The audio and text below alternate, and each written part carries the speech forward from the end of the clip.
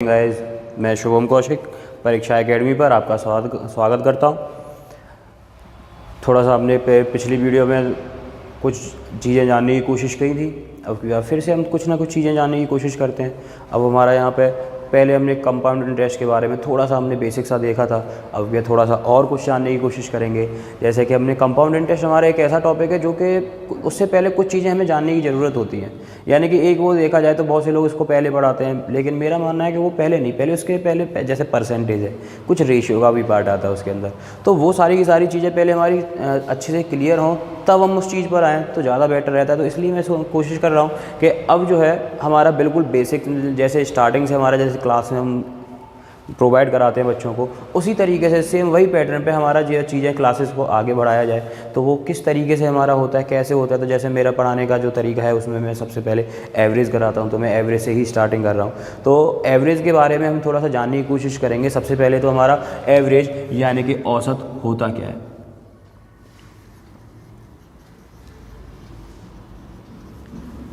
ठीक है, अब औसत की अगर हम बात करें तो औसत के लिए हमारा होता क्या है कि साहब औसत हमने पढ़ रखा था कि साहब औसत अगर हमारा कभी भी आएगा तो औसत के लिए फॉर्मूला हमने पढ़ लिया,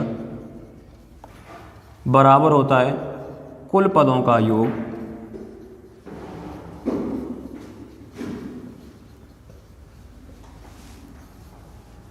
अपॉन कुल पदों की संख्या। या फिर अगर इसको इंग्लिश में बोला जाए तो साहब इंग्लिश में बोल दिया जाता है सम ऑफ ऑल ऑब्जर्वेशंस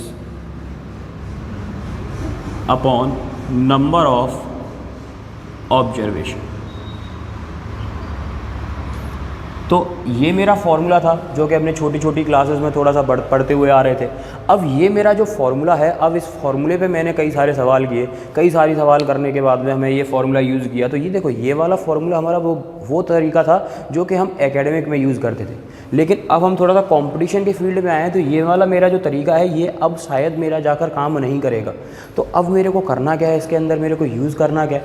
तो इसके लिए मेरे को यूज़ ये वाला फॉर्मूला नहीं करना, मैं बिल्कुल एक बेसिक सी चीज़ों से मैं समझाते हुए चलता हूँ। अगर मान लो कि मेरा सवाल बोला जाता, जैसे कि अभी मेरा कोई सवाल बोला जाए तो सवाल में बोला गया कि 1 से 10 तक की संख्याओं का औसत ज्ञात कीजिए। ठीक है, सवाल में सिंपल सा बोला कि साहब 1 से 10 तक की संख्याओं का मेरे को औसत ज्ञात करना है। तो 1 से 10 तक की संख्याएं हैं, मेरे पास में ये फॉर्मूला था। तो मैं क्या करूँगा साहब कि मैंने ये फॉर्मूला लिया और फॉर्मूले में मैंने सभी संख्याओं को प्लस करते हुए चला गया। सभी संख्याओं को मैं प्लस कर रहा हूँ। टोटल संख्याएं मेरी 10 थी तो मैंने 10 से इसको डिवाइड कर दिया था, और 10 से डिवाइड करने के बाद में मेरा आंसर मैं निकाल दूंगा। लेकिन अभी मेरे पास में 10 संख्याएं थी, मैंने बड़े आराम से उसको सॉल्व किया, प्लस करके मैंने इसको आंसर निकाल दिया था। लेकिन क्या ये तरीका मेरा करना सही था? अगर देखा जाए तो इसमें कहीं ना कहीं मेरा टाइम लग रहा है, और इतना छोटा सा सवाल मेरा नहीं आएगा, कहीं ना कहीं मेरा सवाल बड़ा ही आएगा। और अगर मेरा सवाल बड़ा आएगा तो मेरे को करना क्या है इसके अंदर? तो उसको करने के लिए फिर एक बोला कि सर हमने जो है एक फॉर्मूला पढ़ा था कि अगर मेरा ये सवाल कभी भी दे रखा हो तो इस सवाल को करने का एक टोटल आता है। टोटल करने का तरीका क्या होता है कि अगर मेरी कोई भी एक सीरीज़ दे रखी है, यानी कि कोई भी एक सीरीज़ AP के अंदर है, तो मेरा फॉर्मूला होता है सम निकालने का n/2 2a + n-1 d। ठीक है, या फिर बोला ये जाता है कि अगर मेरा ये जो सवाल है इसी फॉर्मूले को मैं लिख सकता हूँ n/2 पहला नंबर प्लस आखिरी नंबर, ये मैं लिख सकता हूँ। अगर मेरा ये जो लिखा जाए तो अब यहाँ पर क्या हुआ कि एक ने तो इसको प्लस करके डिवाइड किया था, एक ने इसको फॉर्मूले के थ्रू किया था। तो अब मेरे को यही फॉर्मूला ही यूज़ करना है। ज़्यादातर आप लोगों ने अगर पढ़ा होगा तो पढ़ने के बाद में बोल देते हैं कि साहब क्रमांक संख्याओं के लिए अगर कभी भी औसत निकालना हो तो क्रमांक संख्याओं का औसत का फॉर्मूला होता है, यानी कि अगर कभी बोला जाए तो बोल देते हैं कि साहब क्रमांगत अगर मेरी संख्याएं हैं तो क्रमांगत संख्याओं के लिए मेरा जब फॉर्मूला होता है उसके लिए मैं करता क्या हूँ कि पहला नंबर प्लस आखिरी नंबर और 2 से डिवाइड कर दो, ये मैंने रट लिया। और ये रटने के बाद में मेरे को रटता हुआ चला जा रहा हूँ और इसको मैं यूज़ करता हुआ चला जा रहा हूँ। कहाँ यूज़ कर रहा हूँ, कैसे यूज़ कर रहा हूँ, मेरे को नहीं पता। बस ये बता दिया कि साहब क्रमांक संख्याएँ हैं, पहला और आखिरी नंबर लो और 2 से डिवाइड करो, आंसर मेरा आ जाता है। लेकिन अब मैं थोड़ा सा बताने की कोशिश कर रहा हूँ कि ये मेरा आया कैसे, मेरा पहला और आखिरी नंबर ही क्यों लिया गया, और वो क्यों लिया गया तो वो ज़रा हमने अभी देखो फॉर्मूले के हिसाब से अगर मैंने देखा तो एक ने तो इसको डायरेक्ट प्रेस किया था, लेकिन मैंने इसको प्रेस किया फॉर्मूले के हिसाब से। तो फॉर्मूले के हिसाब से देखूं तो ये जो n है, n का मतलब होता है कितने मेरी संख्याएं ली गई हैं, a का मतलब पहला नंबर है, l का मतलब मेरा आखिरी का नंबर है। तो यहाँ से मैंने इसको टोटल निकाला। अब टोटल निकालने के बाद में मेरा फॉर्मूला कहता था कि साहब टोटल में मेरे को डिवाइड कर दो जितनी मेरी संख्याएं हैं उससे। तो इसको सीधी सी बात है, मैं n से ही डिवाइड करूँगा क्योंकि n मेरे टोटल नंबर्स थे। n अगर मेरे टोटल नंबर है तो मेरे को n से ही इसको डिवाइड करना है, और अगर n से डिवाइड करना है तो कहीं ना कहीं नीचे जाके n मेरा मल्टीप्लाई हो जाएगा, और अगर नीचे मेरा n मल्टीप्लाई हो गया तो यहाँ पर n से ये n कट गया, और अगर n से n कट गया तो यहाँ से मेरा बचकर आ जाता है पहला नंबर प्लस आखिरी नंबर, और डिवाइड कर दो साहब कितने से, 2 से। यानी कि ये मेरा कॉन्सेप्ट आ गया जो मैं हमेशा शॉर्ट ट्रिक के नाम पर इसको यूज़ करता हूँ। शॉर्ट ट्रिक कुछ नहीं था, बस एक सिंपल सा छोटा सा कॉन्सेप्ट था। यहाँ पर मैंने इसके अंदर फार्मूला लगाया, फार्मूले के बाद में मैंने वैल्यू पुट की, अब मैंने बड़े आराम से निकाल दिया था इसको। अगर मेरे को अब इस नंबर का मेरे को सीरीज़ का पूछा जाए कि साहब औसत क्या होगा, तो औसत के लिए मेरे को ना ही प्लस करना ना कुछ करना, बस इतना देखो पहला नंबर क्या 1, तो यहाँ पर आ गया साहब 1, आखिरी नंबर क्या 10, तो यहाँ पर आ गया साहब 10, और लो 2 से डिवाइड कर दो, तो 1 + 10 डिवाइड बाई 2 यानी कि आ गया 11/2, और सॉल्व किया आंसर आया 5.5। इस तरीके से मेरा इस तरीके से बहुत सारे सवाल बन जाते हैं। लेकिन अब यहाँ पर बात आती है, यहाँ में मैंने देख लिया कि साहब क्रमांक संख्याएं हैं, और क्रमांक संख्याओं के लिए मैं बोलता हूँ कि साहब क्रमांक संख्याएं लगातार वाली संख्याएं होती हैं। लेकिन मेरे को अब ये बात थोड़ी सी और समझनी होगी यहाँ पर कि साहब क्रमांक संख्याएं जो बोल रखा है ये सिर्फ लगातार वाली संख्याएं नहीं होती हैं। क्रमांक संख्याओं को अगर मैं दूसरे तरीके से देखना चाहूँ तो क्रमांक संख्याएं वो संख्याएं होती हैं जिनके बीच में कोई ना कोई एक क्रम बना हुआ हो। अब क्रम क्या, वो कुछ भी हो सकता है। जैसे कि अभी मैंने संख्याएं लिखी 1 2 3 4 5 6 7 8 9 10, तो इनके बीच में क्रम हमने लिख लिया साहब कि ये जो है लगातार वाली संख्याएं थी। लेकिन ये जरूरी नहीं है कि मेरा जो लगातार वाली संख्याएं हैं उन्हीं को मैं क्रमांगत बोलूँ। इनके बीच में अगर देखा जाए तो कोई ना कोई एक सीक्वेंस बन रहा है। क्या सीक्वेंस बन रहा है वो हमें थोड़ा सा पता करना पड़ेगा। अगर मैं दूसरा एक और नंबर देखूं, जैसे मैंने नंबर देखा 2 4 6 8 10 12, इस तरीके से मैंने नंबर लिखा। इनके बीच में भी अगर मेरा कोई सीक्वेंस बन रहा है तो मैं यहाँ पर ये क्रमांक संख्याओं का या क्रमांक संख्याओं के लिए मैंने जो फॉर्मूला बोला था उसको मैं यूज़ करूँगा, क्योंकि ये भी मेरा किसी ना किसी चीज़ के लिए तो आकर मेरा क्रम बन रहा है। जैसे कि मैंने यहाँ पर देखा तो इन दोनों के बीच का अंतर कितना था, 1 था, तो इनके बीच में कोई ना कोई एक अंतर बना। यानी कि मैं एक देखूँ तो इन दोनों के बीच के अंतर मेरा कितना आया, 2 आया।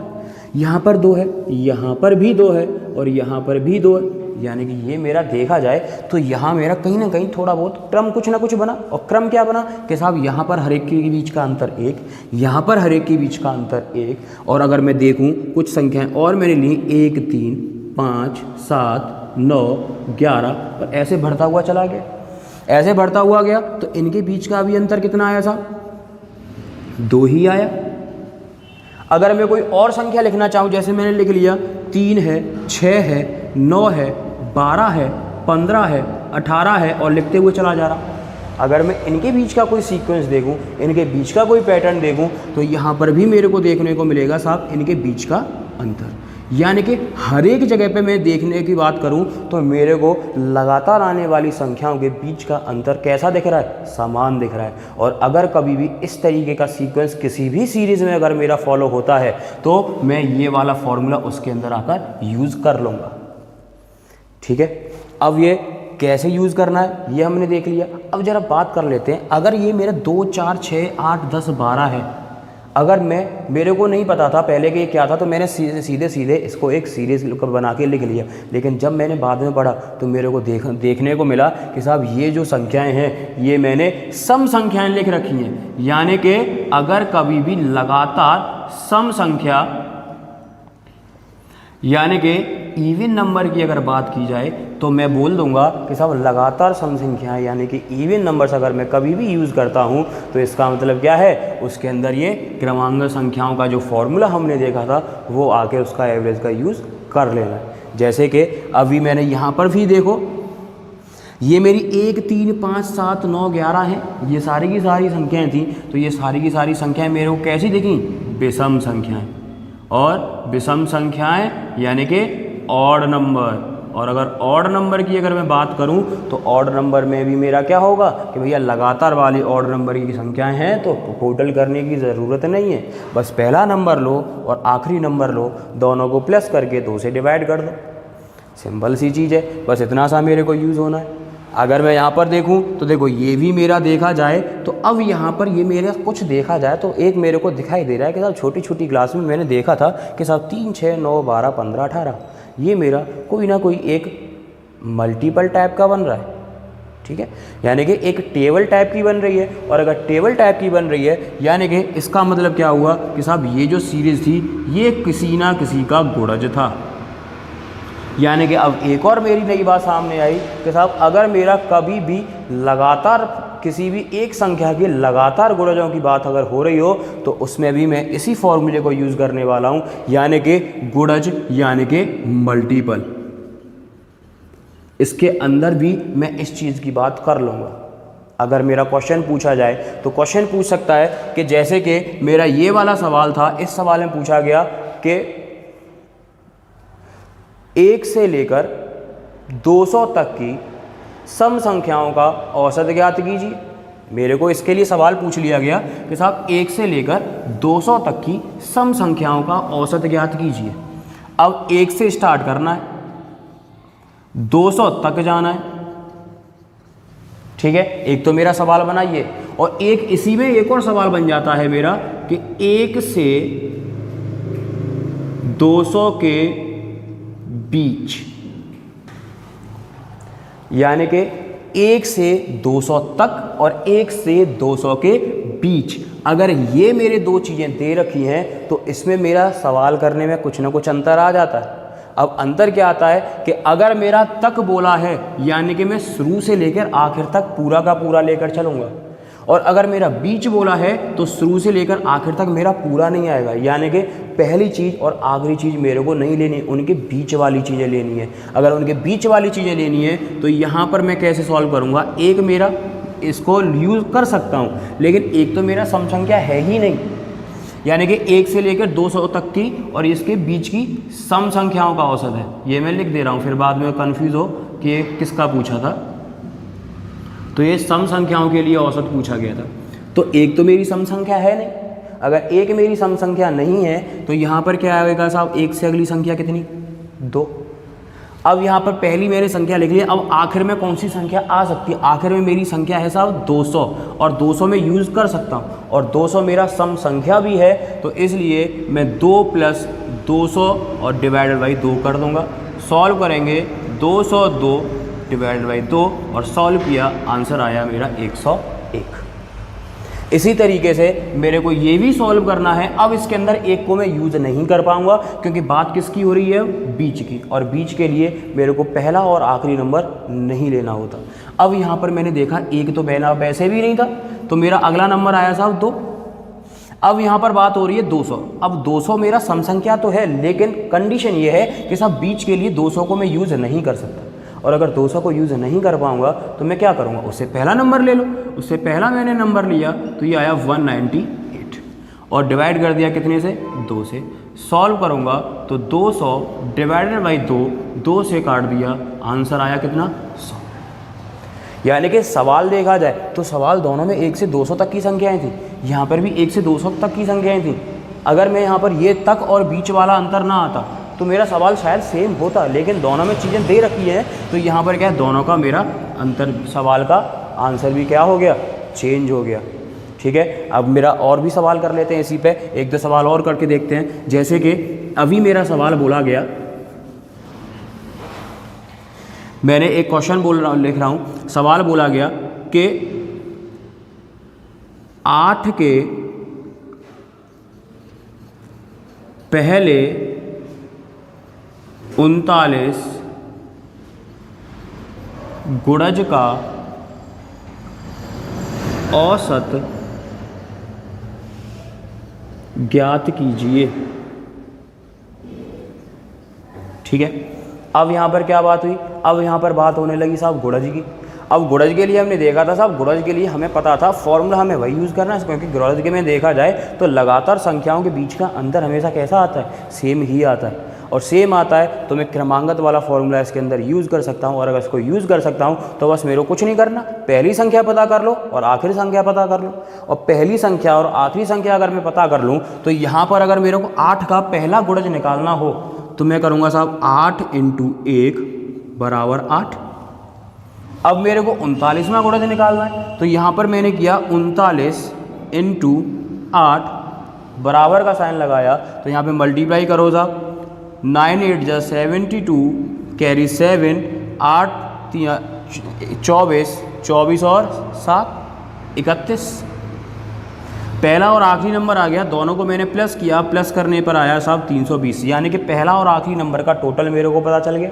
अब टोटल पता चलने के बाद में मेरे को डिवाइड कितने से करना था, 2 से, और 2 से डिवाइड करूँगा तो आंसर आ गया मेरा 160। ठीक है, लेकिन अब यहाँ पर देखा जाए तो अभी मेरे पास में नंबर 39 था, मैंने एक बार चलो मल्टीप्लाई कर लिया, लेकिन अगर 39 से थोड़ा सा बड़ा आ जाए तो यहाँ पर ये मल्टीप्लाई करने में थोड़ा बहुत समय लग रहा है मेरे को। और अगर थोड़ा बहुत समय लग रहा है तो यहाँ पर मेरे को कुछ चीज़ और यूज़ करनी है। चीज़ यूज़ क्या करनी है कि अगर कभी भी किसी भी संख्या के पहले गुणज की बात हो रही हो, कोई भी सवाल हो कैसा भी हो, अगर उसमें बोले कि साहब पहले कुछ भी गुणज थे कि इतने गुणज का औसत क्या होगा, तो उसको कुछ नहीं करना, जितना ही मेरे गुणज पूछा है उसमें 1 जोड़ दो। जैसे कि 39 था, 39 का मेरा पूछा गया था तो 39 में 1 जोड़ दो, और 39 में अगर मैं 1 जोड़ दूंगा तो ये कितना आएगा साहब 40। और इसके अंदर मल्टीप्लाई कर दो जिस नंबर से मेरे को गुणज का औसत निकालना है। अब यहाँ पे जितना भी आए उसमें 2 से डिवाइड कर दो, और 2 से डिवाइड करूँगा, 2 से ये कट गया 4 बार, और सॉल्व किया, आंसर आया कितना 160। अब मेरे को कुछ भी ना तो मल्टीप्लाई करना है ना कुछ और करना है, मैं बड़े आराम से इस वैल्यू को यहाँ पर आकर निकाल सकता हूँ। क्या करना है, एक बार फिर से अगर समझ में ना आया हो वीडियो को रिवाइंड करना, रिवाइंड करके रिपीट करके देखना और उसमें समझ में आ जाएगा। ठीक है, अभी इसी में मैं एक सवाल और बता रहा हूँ। एक सवाल क्या है कि अभी मैंने बोला था साहब पहले गुणज, लेकिन अब मैं बोल रहा हूँ कि साहब पहले गुणज नहीं है। अब की बार तुम ये बताओ कि 8 के 21वें गुणज से लेकर 79वें गुणज तक का औसत। ठीक है, अब की बार मैंने बात शुरुआत से नहीं की, अब की बार मैंने बात कहाँ से करी कि साहब मेरे को पहला वाला मत लो, मेरे को 8 का गुणज लो, और कौन सा लो 21वां लो, और कौन सा लो आखिर में 79 वाला लो। तो देखो अगर यहाँ पर देखा जाए तो इस सवाल से ही मैं थोड़ा सा कनेक्ट करने की कोशिश करता हूँ। अगर पहले की बात करूँ तो मैं क्या इसको ये लिख सकता हूँ कि 8 के 1 से लेकर 39 तक के, यानी कि स्टार्टिंग में आया मेरा 1, आखिर में मेरा आया 39, तो मैंने इन दोनों को ही प्लस करके यहाँ लिख लिया था। तो ऐसे ही सेम वही चीज़ है कि इन दोनों को प्लस करके लिख लो। 79 और 21 को प्लस करूँगा तो कितना आएगा 100। नंबर था मेरा कितना 8, तो यहाँ पर मैंने लिखा 8 और 2 से डिवाइड कर दो, 2 से सॉल्व किया, आंसर आया 4, यानी कि आंसर हो गया मेरा कितना 400। यानी कि गुणज की अगर मेरी बात करी जाए तो कोई सा भी गुणज बोल दे, सवाल में बच्चों का कन्फ्यूजन होता है सब पहले वाले अगर हो गए, अगर बीच में से कोई भी पूछ लिया जाता है तब मैं यहाँ सवाल में क्या करूँगा। तो मेरा बड़ा आसान सा है कि पहला और आखिरी को प्लस करके लिख लो और गुणा कर दो जितने का गुणज पूछा है उससे, और डिवाइड कर दो 2 से। पूरा का पूरा सवाल विद इन सेकेंड्स में हमारा निकल कर आता है। इसी में कितना भी बड़ा सवाल आ जाए। अभी मैं एक सवाल और लेता हूँ इसी में, जैसे कि मैंने बोला कि 22 के 243वें गुणज से लेकर 257वें गुणज का औसत। ठीक है, मेरा अब ये सवाल पूछा गया। अब देखो 243वां गुणज, अगर या तो फिर मेरे को ये वाला तरीका ना पता हो तो मैं क्या करूँगा कि साहब पहले 243वां गुणज निकाल दो, 257वां गुणज निकाल दो। तो इतना तो हमें भी पता है कि साहब हमारा 22 का टेबल हमें नहीं पता, तो सॉल्व करके बड़े प्यार से सॉल्व करेंगे। 243 इंटू 22, पहले 2 का मल्टीप्लाई किया कि साहब 3 दूनी 6 और 4 दूनी 8 और 2 दूनी 4, फिर इंटू का साइन लगाया 486। अब प्लस करेंगे, वैल्यू आएगी, कुछ ना कुछ इस तरीके से सॉल्व करेंगे। लेकिन हमें बिल्कुल नहीं करना। ये वाला नंबर दोनों को प्लस करो, दोनों को मैंने प्लस किया तो ये आया मेरा कितना 500 इंटू 22 का निकालना था 22 और डिवाइड कर दो 2 से काट दिया 11 बार, 11 का मल्टीप्लाई करूँगा तो आंसर आएगा कितना 5500। ठीक है, यानी कि इस तरीके से मेरा कितना भी बड़ा सवाल क्यों ना दे रखा हो, गुणज का है। यानी कि अभी मैंने देखा कि साहब मेरा ये जो गुणज का वाला सवाल था मेरा बड़े आराम से हो रखा है। ये बिल्कुल बेसिक सा चीज़ थी, बेसिक सी हमारा चीज़ें थी जो कि अभी हमने थोड़ा सा इस वीडियो के अंदर देखा था। बिल्कुल बेसिक सा कॉन्सेप्ट मैंने उठाया, बेसिक सा एवरेज मैंने लिया है। अभी धीरे धीरे करके हम इसमें और देखेंगे। अभी ये जो क्रमांगत संख्याएं के बारे में हमने जो पढ़ा था इसके बारे में अभी यहीं पर नहीं, अभी इसके बारे में 1-2 चीज़ें और जानेंगे कि हमारा क्रमांक संख्याएं इस तरीके से भी औसत दे सकती हैं। तो वो हमारा क्या है वो हम देखेंगे अगली वीडियो में। अभी तक के लिए यहीं तक है, बाकी का मिलते हैं अगली वीडियो में। तब तक के लिए धन्यवाद।